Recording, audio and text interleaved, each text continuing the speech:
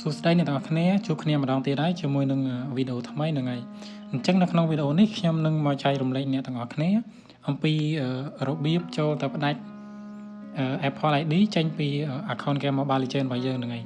អញ្ចឹងនៅក្នុងវីដេអូនេះសម្រាប់គ្នាយើងដែលមកថ្មីឬក៏គ្នាយើងដែលអត់ទាន់ចុច Subscribe កុំភ្លេចជួយចុច Subscribe ឲ្យខ្ញុំម្នាក់មួយផងហ្នឹងហើយដើម្បីទទួលបានវីដេអូចែករំលែកថ្មីពី Channel ខ្ញុំបន្ថែមទៀត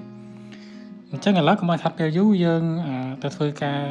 ផ្ដាច់ Apple ID ចេញពី account game Mobile Legends របស់យើងទាំងអស់គ្នាអញ្ចឹងជំហានដំបូងអ្នកទាំងអស់គ្នាគ្រាន់តែចូលមកកាន់ account game របស់យើងមកហ្នឹងហើយយើងចូលមកកាន់ profile របស់ account game របស់យើងហើយយើងយកពាក្យថា account នៅខាងក្រោមនេះពាក្យថា account បន្តមកទៀតយើងមកមើលកន្លែងនេះអញ្ចឹងកន្លែង Apple ID នេះគឺខ្ញុំបានភ្ជាប់ជាមួយនឹង Apple ID របស់ខ្ញុំអញ្ចឹងណានេះវាដាក់ថា sign in with Apple អញ្ចឹងមានន័យថា account របស់ខ្ញុំគឺបានភ្ជាប់ជាមួយនឹង Apple ID អញ្ចឹងដើម្បីអាចផ្ដាច់បានអ្នកទាំងអស់គ្នាចូលមកកាន់ account center មកនេះខាងលើគេនេះយើងចូលមកកាន់ account center បន្តមកទៀតមកដល់កន្លែងនេះយើងយកពាក្យថា disconnect 3 party account កន្លែងនេះអញ្ចឹងដល់វាយវាមួយទៅបន្តមកទៀតមកដល់កន្លែងនេះវានឹងបង្ហាញតាក់ទងទៅនឹង account social media ដូចជាaccount Google account Facebook អីជាដើមដែលយើងបាន connect ជាមួយនឹង game Mobile Legends របស់យើងអញ្ចឹងសម្រាប់account ណាដែលយើងអាចបានភ្ជាប់គឺវាចេញ not connect បែបនេះអញ្ចឹងជាក់ស្ដែងដូចជា Apple ID ហើយនិង Facebook នៅពេលដែលយើងបានភ្ជាប់អញ្ចឹងគឺវាឃើញឈ្មោះ Facebook ឬក៏ឃើញ Apple ID របស់យើងអញ្ចឹងដើម្បីអាចផ្ដាច់បានអ្នកនរគ្នាបើសិនជាអ្នកនរគ្នាចង់ផ្ដាច់ជាមួយនឹង Apple ID អ្នកនរគ្នាចុចយកពីលើរូបផ្លែប៉ោលហ្នឹងមកហ្នឹងហើយ Apple ID របស់យើងហ្នឹងអញ្ចឹងយើងចុចលើវាមួយទៅអញ្ចឹងមកដល់កន្លែងនេះខ្ញុំ recommend ឲ្យអ្នកនរគ្នាយកខាងក្រោមតែពិតទៅយើងយកខាងលើក៏បានដែរប៉ុន្តែ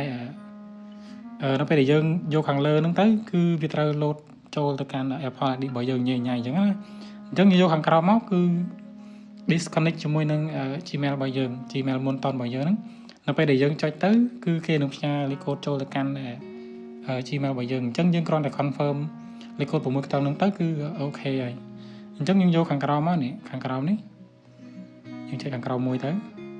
អញ្ចឹងមកដល់កន្លែងនេះយើងចុច send code មកនេះដល់ពេលដែលយើងចុច send code ទៅគេនឹងផ្ញើលេខកូដ6ខ្ទង់មកឲ្យយើងហើយអញ្ចឹងយើងចុចមួយទៅ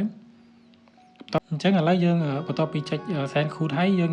ចូលទៅកាន់ Gmail របស់យើងអញ្ចឹងយើងចូលមកកាន់ Gmail របស់យើងអញ្ចឹងនេះ Gmail ហ្នឹងគឺវាបានផ្ញើមកមិញហ្នឹងប៉ុន្តែវាអត់ load notification ឲ្យយើងនៅខាងលើអញ្ចឹងណាអញ្ចឹងយើងផាសលេខកូដ6ខ្ទង់ហ្នឹងមកហ្នឹងហើយយើងសំទោសឲ្យយើង copy លេខកូដ6ខ្ទង់ហ្នឹងមកហើយយើងចូលមកកាន់ game របស់យើងវិញហើយយើងផេសលេខកូដ6ខ្ទង់ហ្នឹងចូលមកហ្នឹងហើយបន្ទាប់ពីដាក់លេខកូដ6ខ្ទង់ហ្នឹងចូលហើយយើងចុច next មកនេះកន្លែងពណ៌លឿងហ្នឹងតោះមកយើងចុច OK ខាងនេះអញ្ចឹងអ្នកនរគ្នាភាគច្រើនគឺគាត់ច្រឡំនៅពេលដែលគាត់ឃើញពណ៌លឿងអញ្ចឹងគឺគាត់ចុចអាពណ៌លឿងហ្នឹងតែការពិតគឺមែនទេយើងចុចយក OK ខាងនេះអញ្ចឹងយើងចុច OK ទៅអញ្ចឹងនេះឥឡូវយើងបានផ្ដាច់ចេញជោគជ័យនេះអញ្ចឹងវាលេខមាន Apple ID ជាប់នៅកន្លែងនេះអញ្ចឹងយើងអាចចេញមកវិញបានហ្នឹងហើយបន្ទាប់ពីយើងផ្ដាច់ហើយយើងអាចចុចខ្វែងមកយើងអាចចុចខ្វែងហើយយើងថយក្រោយវិញមកយើងអាចចូលទៅមើលម្ដងទៀតហ្នឹងហើយចូលមកកាន់ account របស់យើងមកនេះយើងអាច scroll មើលកន្លែងនេះពីមុនហ្នឹងវាដាក់ជាប់ជាមួយនឹង Apple ID អញ្ចឹងប៉ុន្តែឥឡូវគឺអត់មានទេហ្នឹងហើយ